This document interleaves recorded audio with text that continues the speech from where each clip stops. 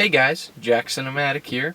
This is my new channel where I'm going to do movie reviews and discussions. I am a big movie fan. I want to grow up to be a filmmaker, and I thought it would be really cool to have an outlet in which I could sort of discuss movies with you guys and, just get out my feelings and thoughts and talk generally about movies, whether it's a review or analysis, stuff like that. But, I've decided to start with this show, and this is where I'm going to do a review in my car, as you've noticed. And I'm sitting in the parking lot of the theater. And so today I decided to go see The Darkness, a horror film directed by Greg McLean and starring Kevin Bacon and Radha Mitchell and their two kids. Their names escape me right now.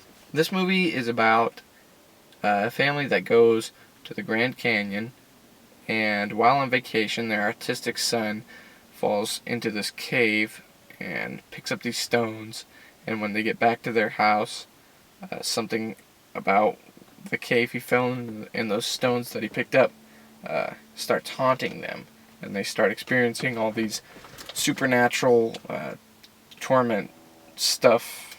So, yeah. This movie was cliche. And I know you hear that a lot about horror movies, because it just is kind of true. And this movie is not, it's not really bad. I don't want to call it bad. I wanted to go to sleep for most of it because it just recycles all these elements. And they're not necessarily elements that don't work. They're just recycled elements that I've seen 1,000 times.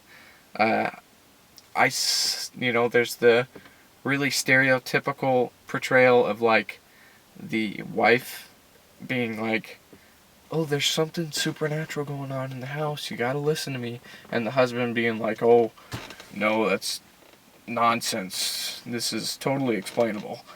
And that bugs me every time because they use that over and over again. And it's like I've seen that a million times. This movie didn't feel like it did anything new except for one thing, and it wasn't really something new. But it was the one thing I thought was sort of credible to the movie. And that's that they gave all these characters these really, really dark and nasty sort of flaws. And I thought that was kind of cool, kind of original, because you don't always see, anorexia on the screen. The movie felt scrambled.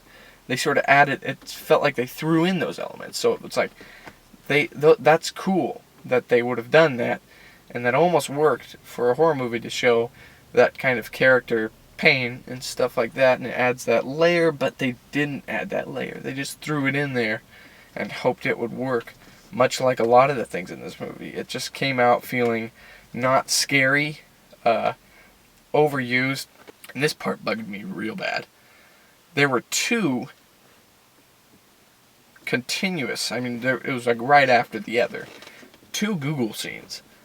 It just feels like sloppy writing, and this movie ended on a fizzle, and everything was spoon-fed, and nothing was secret or mysterious or creepy, except for those scares that we've seen a million times, where for some apparent reason the door opens, the kitchen sinks turn on, cupboards slammed, handprints everywhere. It's all stuff that we've seen before, and so I'm disappointed with the movie. I wouldn't recommend that you run out to see it. They shoot for this dark, dreary, depressing mood that, sorry, my light turned off in my car, that ultimately just sort of makes the movie drab, and it almost works, but they don't push far enough, and the movie suffers as a result.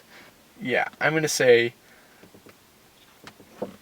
this movie's worth $1, and that's not because it's absolutely terrible, it's just because it's recycled.